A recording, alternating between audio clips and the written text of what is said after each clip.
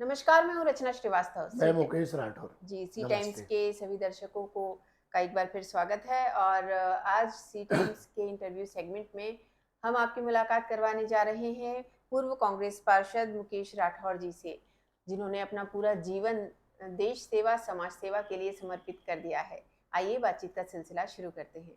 बहुत-बहुत स्वागत है आपका हमारे स्टूडियो में। रचना बहन जी, आपका भी स्वागत है। जी, बिल्कुल। सबसे पहला सवाल मेरा आपसे ये है कि राजनीतिक जीवन की शुरुआत कब और कैसे हुई? मैं स्कूल लाइफ से समस्याओं को देखता था जी, और मॉडल का स्टूडेंट था मैं। जी, तो वहाँ पर छोटी-छोटी समस्याओं के प्रति लड़ने के लिए ईश्वर ने मुझे जगाया जी, और मैं शुरुआत करने लगा। स्कूल की उम्र से लड़ाई लड़ने की आदत पड़ गई, जी, समस्याएं निपटाने की। वहाँ से मुझे प्रेरणा मिली। उसके बाद कॉलेज लाइफ में और वो प्रेरणा आगे बढ़ती गई।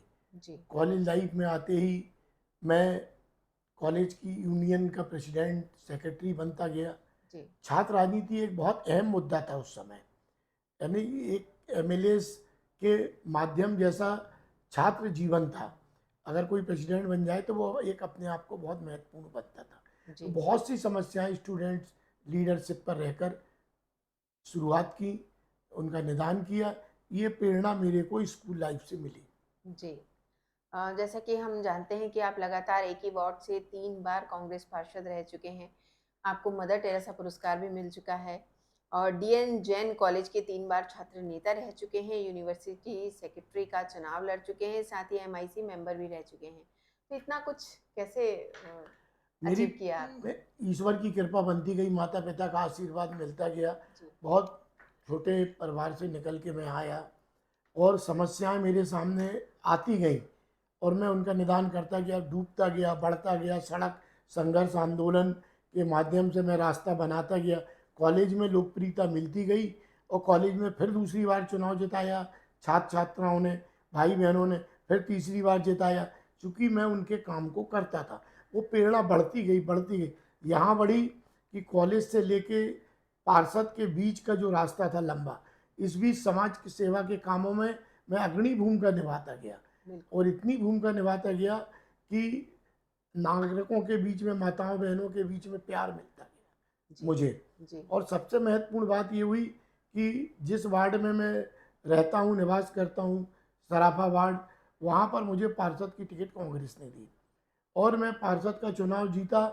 फिर उसी समय विश्वनाथ दुबे जी महापौर बने, जनरल चुनाव में जीत के आए थे। मैं एमआईसी मेंबर बना और मुझे जल विभाग मिला। जी, तो इस प्रकार से प्रेरणा बढ़ती गई, जिज्ञासा बढ़ती गई, काम करने की लगन बढ़ती गई, समस्याओं को निपटाने की लगन निरंतर बढ़ती गई। मैंने 24 घंटे को भी अपने आप को कम समझा और अपने को और पढ़ाई भी करता गया, क्योंकि मैं बीकॉम एलएलबी, मैंने एडवोकेट का रजिस्ट्रेशन भी करवाया। जी।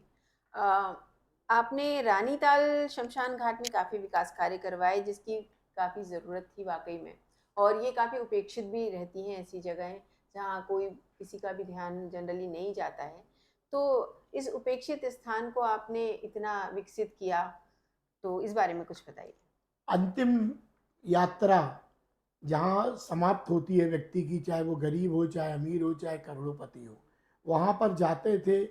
वहाँ सुविधाएं मिलना चाहिए, शांति मिलना चाहिए, वहाँ कुछ भी नहीं था। जी, लकड़ी गीली रहती थी, अग्नि नहीं दे पाते थे। जी, शेड नहीं था बैठने के लिए, श्रद्धांजलि करने के लिए जगह नहीं थी। ये प्रेरणा ईश्वर ने मुझे दी। तो मैंने अपने वार्ड का जो पैसा था, पार्षद मत जिसको बोलते, पार्षद मत का जो पैसा, मेरे वार्ड में इतना काम हो चुका था, इतना काम हो चुका था कि मैं सोचता था ये पैसा कहाँ खर्च करूँ। मैंने नगर निगम में परमिशन ली। परमिशन के बाद पूरा का पूरा पैसा मैंने रानीताल शमशान घाट में लगाया। जी, दोनों तरफ गेट बनाए, बैठने की व्यवस्था बनाई, श्रद्धांजलि सभा भवन बनाया और लकड़ी गीली ना हो तो एक शेड निर्माण किया और यहाँ तक कि आगे बाग बगीचा उसमें बनवाए। तो ये सोच बनती गई। काम जब मिलता है व्यक्ति को, सोच पवित्रता की हो, तो ईश्वर काम देता जाता है, काम होता जाता है। तो मैंने अपने वार्ड के मत से ये काम करवाया और वहाँ पर जब लोग जाते हैं, अंतिम यात्रा में लोग कितना दुखित होते हैं, रचना बहन जी। जी, बिल्कुल। जब वहाँ पर आदमी को ये लगता है कि हम किस प्रकार से आत्म शांति मिले। तो ये सब सुविधाएं जब वहाँ मिली तो वहाँ पर आम नागरिकों को यह लगा कि और उन्नयन होना चाहिए, जिसका मैं प्रयास कर रहा हूँ। जी, बिल्कुल। आपने लॉटरी बंद कराने को लेकर भी काफ़ी आंदोलन किए हैं। किस तरह जीत हासिल हुई थी? रचना बहन जी, स्कूल में बच्चे एंट्री लेने के पहले, हमारी मैडम, घर की माताएं बहनें बाजार जाने के पहले लॉटरी के काउंटर लगे रहते थे। वो आधा पैसा वहाँ खर्च करती थी, आधा लॉटरी में खर्च करती थी। बर्बादी हो रही थी, सुसाइड हो रहे थे केस। तो हम, हमारे दिनेश यादव मित्र, हमारे झल्लेलाल जी मित्र, सुरेन जी, पटेल जी मित्र, हम लोगों ने मिलकर, हमारे साथियों ने मिलकर सबसे पहले एक हफ्ते लॉटरी का विरोध किया। बहुत बड़े बड़े हम लोगों ने लॉटरी के पुतले जलाए, लटकाए, और उनके साथ धीरे धीरे ये मुहिम हमारी बढ़ती गई, बढ़ती गई, बढ़ती गई। एक दिन ये समय आया कि लॉटरी आंदोलन में जबलपुर बंद हुआ, जी, मध्य प्रदेश बंद हुआ। हाई कोर्ट और सुप्रीम कोर्ट ने जब देखा कि चारों तरफ मौतें हो रही हैं, लोग सुसाइड कर रहे हैं, कर्जे में लोग डूब रहे हैं, बच्चे लॉटरी में इन्वॉल्व हो रहे हैं, पूरे देश में लॉटरी बंद हुई, उस दिन मेरी आत्मा को बहुत खुशी हुई और एक अच्छा कार्य भगवान ने हमसे करवाया बहन जी। बिल्कुल, बिल्कुल। आपको मदर टेरेसा पुरस्कार से भी सम्मानित किया गया है। बहन जी, हुआ जी, ये जी, रचना जी जी, कि मैं मदर टेरेसा नाम सुना था। एक ऐसी सेविका माँ कि जो मतलब अपने आप में अद्भुत व्यक्तित्व की धनी थी। मैं दर्शन करने गया जी, तो मैंने उनसे पूछा कि माता जी, ये व्यक्तित्व आपको कैसे प्राप्त हुआ? जी, क्योंकि मैं समाज सेवा में सड़क संघर्ष और आंदोलन का प्रतीक बन चुका था जी, कॉलेज से। तो माता जी ने कुछ स्मरण अपनी स्पीच में दिए। तो मैंने उनसे प्रार्थना की कि माता जी, मैं आपके साथ कुछ दिन सेवा करना चाहता हूँ। तो मध्य प्रदेश में सबसे पहले मुझे सेलेक्ट किया गया।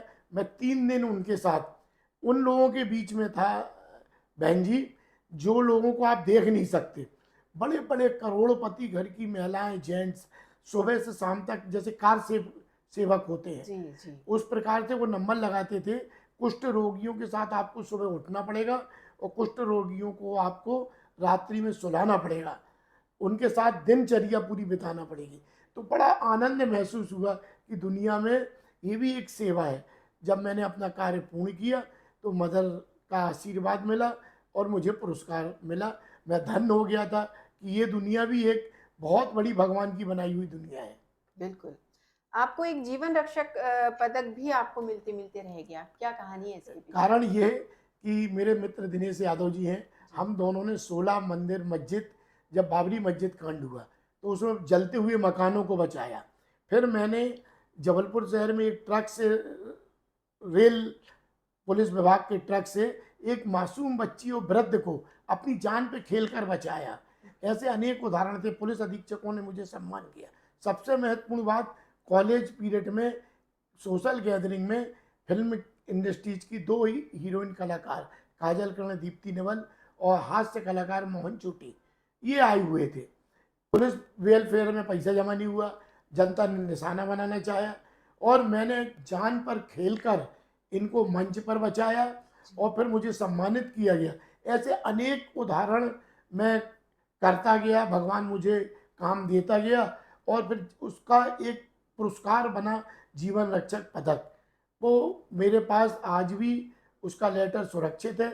मध्य प्रदेश सरकार से ये नियम था कि अगर 3 महीने 2 महीने लेट होता है, उस समय कलेक्टर विवेक डांड साहब थे, उनके किसी कारण से हमारा पुरस्कार 2 महीने लेट गया अनुशंसा, इसलिए वो रिजेक्ट हो गया। फिर मैंने काफ़ी पहल की। तो जी। मैं अपने आप को भगवान का जीवन रक्षक पदक मानता हूँ कि बिल्कुल, उन्होंने मुझे दिया, और बिल्कुल, आप जैसी बहन का आशीर्वाद मानता हूँ कि मुझे ये पुरस्कार मिला। बिल्कुल। आपको बहुत-बहुत बधाई हो इन दोनों पुरस्कारों के लिए। वो ऑफ़िशियली आपको नहीं मिला लेकिन हम सबकी दुआएँ तो आपको मिली हैं बिल्कुल। आपका आशीर्वाद। जी। आपने शहर भर में काफ़ी प्रतिमाएँ स्थापित करवाई हैं, ख़ास तौर पर शहीदों की याद में स्मारक निर्माण करवाया। क्या वजह है कि इतने सालों बाद आपने ये अधूरे कार्य करवाए? कहाँ से प्रेरणा मैं मिली? एमआईसी मेंबर बना जी, और माननीय विश्वनाथ दुबे जी हमारे मेयर थे। जी, बहुत मतलब विकास पुरुष के नाम से जिनको उपाधि मिली। जी, माननीय दिग्विजय सिंह जी मुख्यमंत्री थे। हम अपनी समाज, राठौर समाज के एक कार्यक्रम में उनको लेकर आए थे। तो समाज के लोगों ने बोला कि हमें एक राष्ट्रवीर दुर्गादास राठौर की प्रतिमा लगाना है। तो दिग्विजय सिंह जी ने वहाँ से घोषणा की कि ये प्रतिमा लगना चाहिए। मेरे को वो काम विश्वनाथ दुबे जी ने इसलिए दिया कि वो जो भी काम मुझे देते थे मैं करके देता था। तो उसी पीरियड में सबसे पहले हम जब स्टूडेंट लीडर थे तो महापौर उस समय कार्यकाल नहीं था, लेकिन मुख्यमंत्री दिग्विजय सिंह जी थे। हम और दिनेश यादव जी ने मिलकर वहाँ पर राजीव गांधी जी की मूर्ति राजीव गांधी चौक पर स्थापित की और ये देश की सबसे पहली प्रतिमा थी। और प्रेरणा इसलिए मिली बहन जी कि सबसे पहले राजीव जी जब जबलपुर आए प्रधानमंत्री के रूप में, तो सुपर मार्केट में उनकी आम सभा हुई और मेरा अमेठी से परिचय हो गया था। मैं अमेठी चुनाव में शरद यादव जी के लिए गया था, लेकिन राजीव जी के दर्शन की जिज्ञासा थी, वहाँ मेरा परिचय हुआ। और परिचय के बाद जबलपुर में वो मेरे को पहचान गए, मेरे को मंच पर बुलाया, मुकेश राठौर कम। और वो आखिरी मुलाकात थी। उसके बाद वो घटना घट गई जो पूरा देश दुखित हो गया। मैं भी आज मेरे आंसू भर आए। वो याद में मैंने राजीव गांधी जी की प्रतिमा स्थापित करने का निर्णय लिया कि इतने प्यार से देश के प्रधानमंत्री ने मुझे आमंत्रित किया, मंच पे आइए, वो सबूत मैं आपको दे चुका हूँ। जी, बिल्कुल। दूसरा निवेदन ये था कि दिग्विजय सिंह जी से जब मैंने बात की तो उन्होंने तत्काल 5 लाख रुपए, उस समय बहुत होते थे, तत्काल रिलीज की। उस समय महापौर कल्याणी पांडे जी थी। फिर इसके बाद लगातार मैं नगर निगम में जो पार्षद बनता गया, एक मौका मिला, शंकर साय रघुनाथ साहिब जी का प्रोग्राम आया जो कि राजा तोप से उड़ाए गए थे, वो भी काम मुझे मिला, तो वो भी प्रतिमा स्थापित करने का मौका मिला। माननीय सुभाष चंद्र बोस जी की प्रतिमा मेडिकल कॉलेज के पास। फिर सबसे महत्वपूर्ण मुद्दा हमको ये मिला कि हमें खुद स्वयं जिन्होंने हमें प्रेरणा दी थी, विश्वनाथ दुबे जी, हमारी आज बीच में नहीं है, उनकी तक प्रतिमा लगाने का मौका मुझे प्राप्त हुआ। लेकिन ये दुखित घटना है, मौका प्राप्त नहीं हुआ।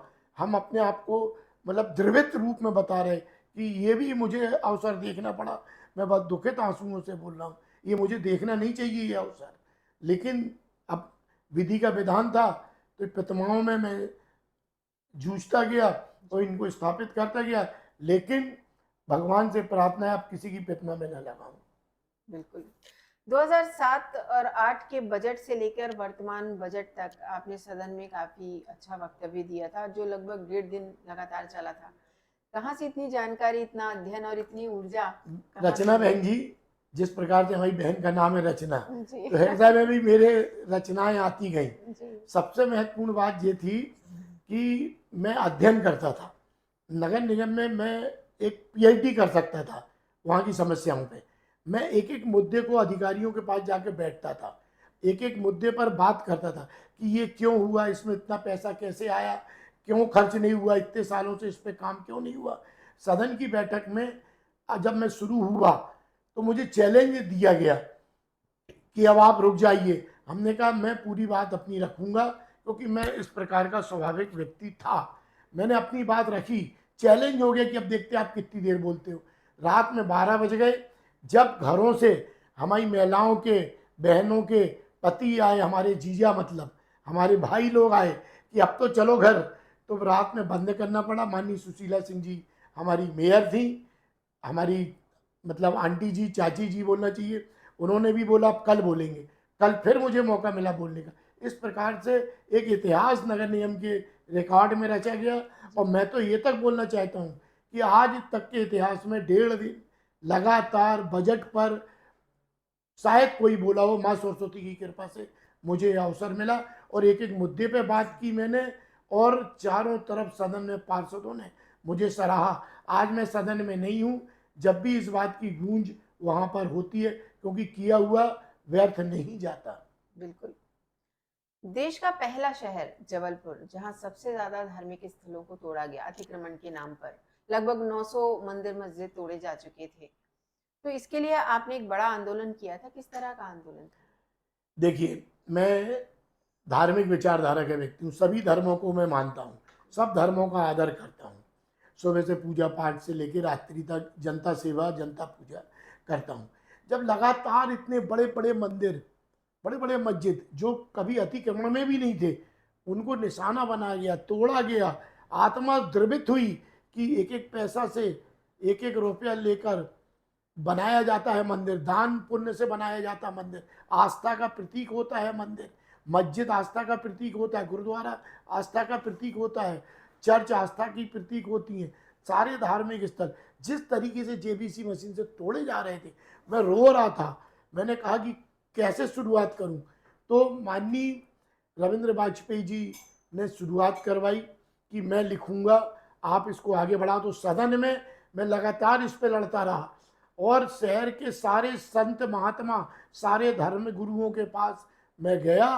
किसी भी धर्म के गुरु हों, सबसे मैंने निवेदन किया, पैर पड़े, हाथ जोड़े कि आप जुलूस में आइएगा।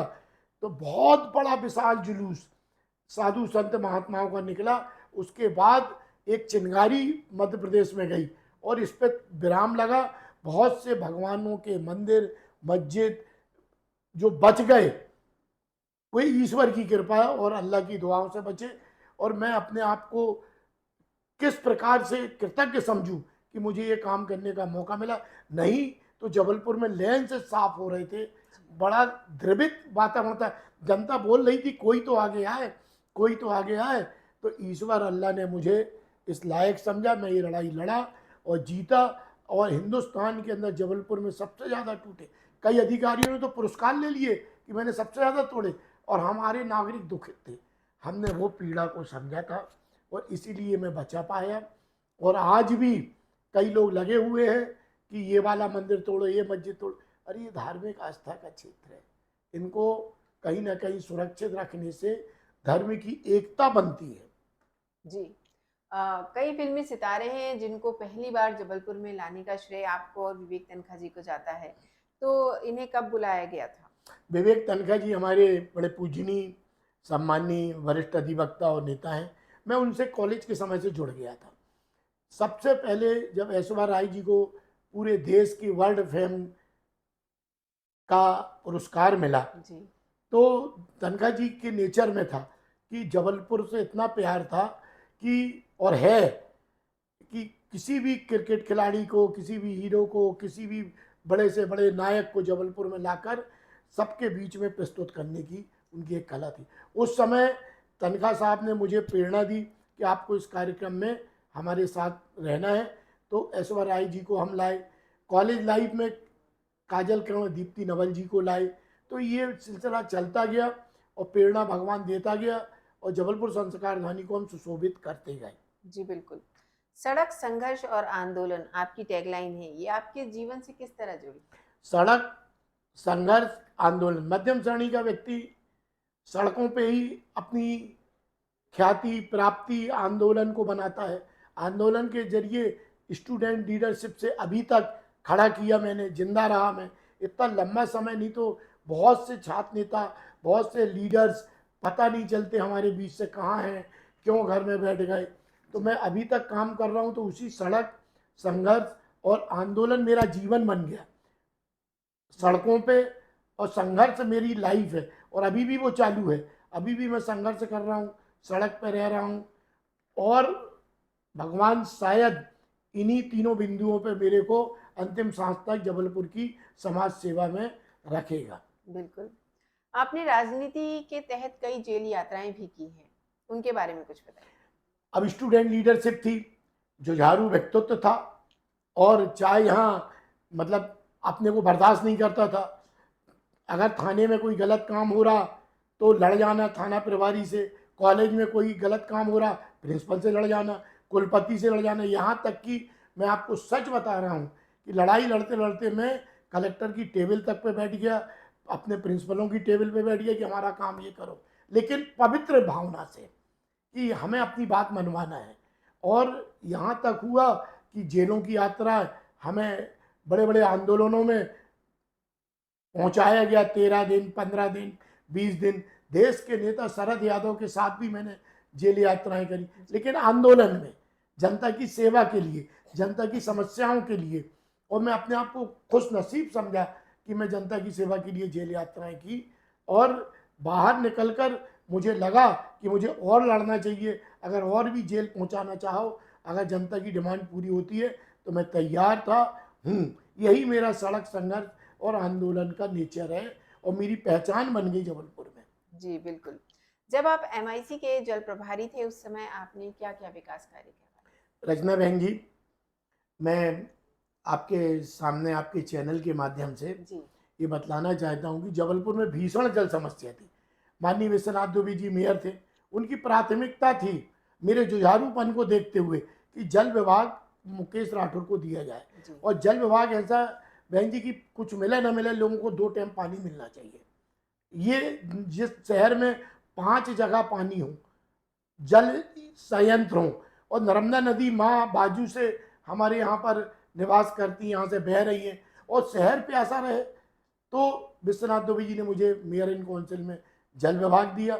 900 हैंडपंप ट्यूबवेल, उस समय पैसा नहीं था नगर निगम में, शहर में टंकियाँ रखवाई, बाउलियाँ साफ करवाई, टंकियाँ साफ करवाई, नई टंकियों का निर्माण हुआ, टैंकरों का निर्माण हुआ। यहाँ तक कि माननीय विश्वनाथ दुबे जी का कहना है कि सारे विकास कार्य रोक देंगे, जल दोनों टाइम आम नागरिकों को मिलना चाहिए। तो जल विभाग में एक बहुत बड़ा परिवर्तन हुआ, यहाँ तक कि रामनगरा प्लांट की शुरुआत हुई।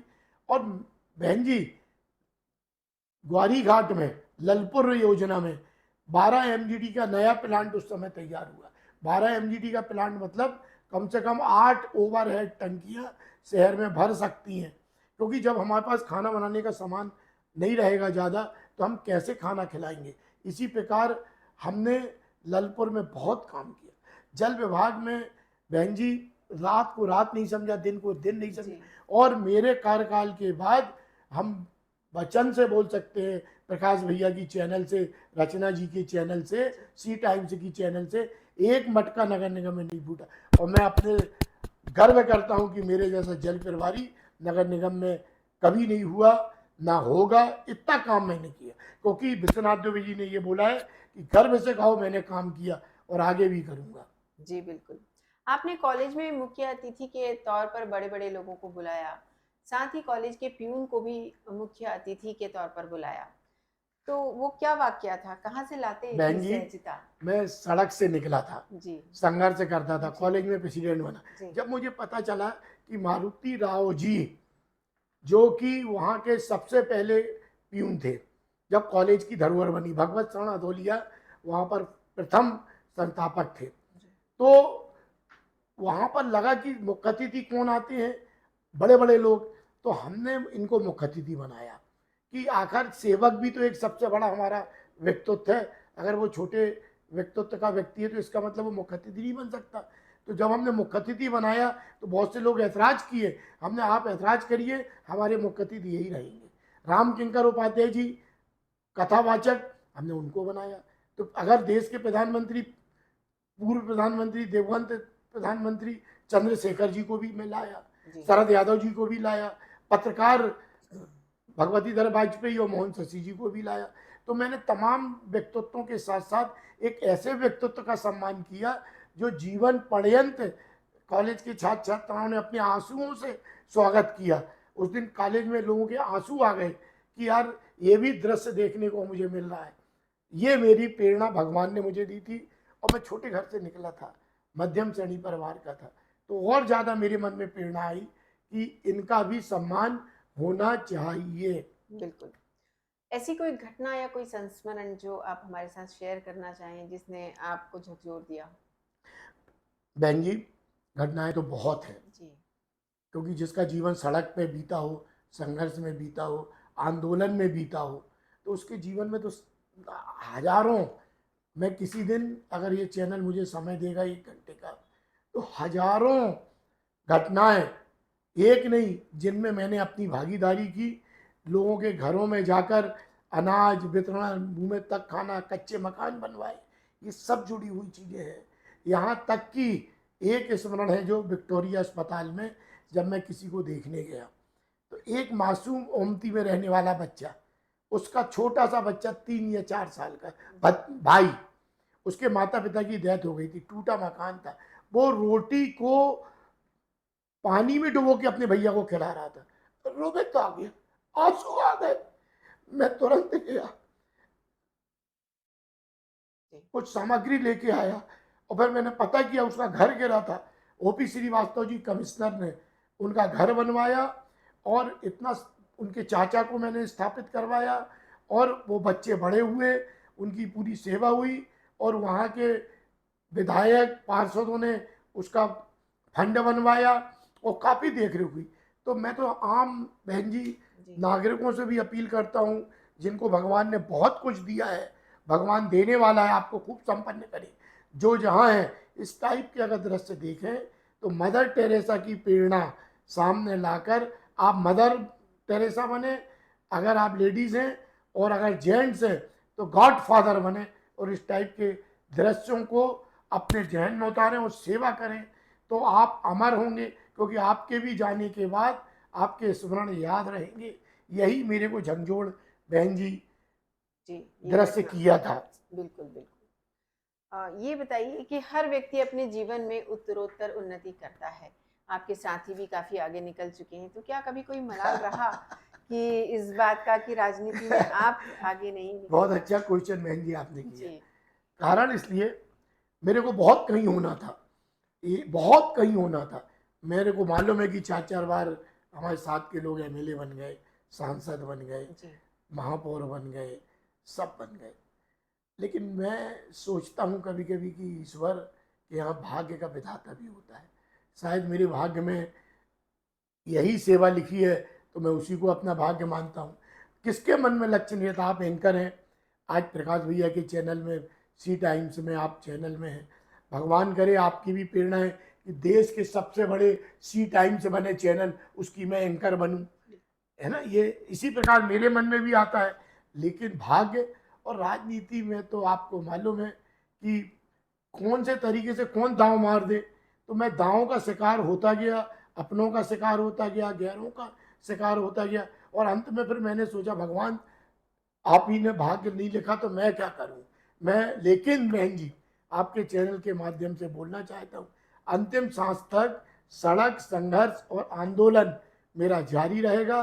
भगवान मुझे कोई पद दे अथवा ना दे, क्योंकि जीवन में बहुत से पद पदवी वालों को लोग भूल जाते हैं बिल्कुल। कौन है।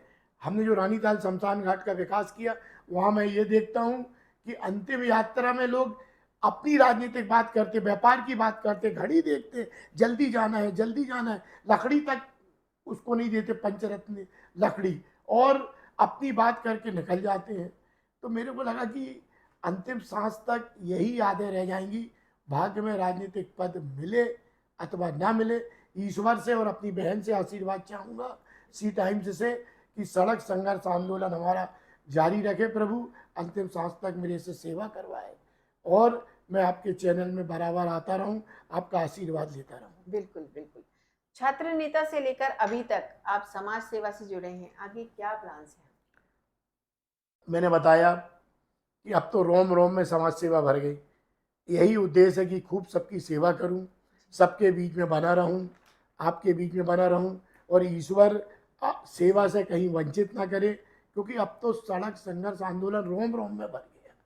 अब तो रहा भी नहीं जाता, घर में रहा भी नहीं जाता। सुबह से शाम तक ऐसा लगता कोई काम मिल जाए, किसी की सेवा मिल जाए, किसी के लिए मैं खड़ा मिल जाऊं, यही विचारधारा है। और आपके चैनल के माध्यम से अगर इस बार मुझे मेरी पार्टी के महामहिम सभी नेताओं ने टिकट दे दी तो मैं चुनाव लड़ जाऊंगा। उसका भी मैं प्रयास करता हूँ, मैं भी चाहता हूँ कि मैं एमएलए बनूं। मेरे मन में भी जिज्ञासा है, प्रयास कर रहा हूँ, ईश्वर के हाथ में है। बिल्कुल। हम हमारी तरफ से शुभकामनाएँ सी टाइम्स की तरफ से कि ज़रूर आपको और इसी दिशा में सफलता मिलती रहे। बहुत-बहुत शुक्रिया आपका हमारे स्टूडियो में आने के बहन जी लिए। आपका भी बहुत अच्छा लगा, जी, आपका आशीर्वाद मिलता रहे, सी टाइम बिल्कुल। से मैं हमेशा मैं आता रहूं जी, और नागरिकों के बीच में अपना प्रस्तुतिकरण देता रहूं। बिल्कुल। धन्यवाद। बहुत-बहुत धन्यवाद आपका। तो ये थे मुकेश राठौर जी, जिनका व्यक्तित्व ज़मीन से जुड़ा हुआ है, जिनके रोम-रोम में समाज सेवा भरी हुई है और जो राजनीति में होते हुए भी राजनीति से अछूते रहे हैं। तो इनसे बात करके बहुत अच्छा लगा और इन्होंने काफ़ी समाज सेवा और अपने जीवन के बारे में काफ़ी जानकारियाँ हमारे साथ बाँटी हैं। इसी तरह और भी जानकारियाँ लेकर हम आते रहेंगे, ऐसे ही व्यक्तित्व से आपको मिलवाते रहेंगे। देखते रहिए सी टाइम्स। नमस्कार। नमस्ते।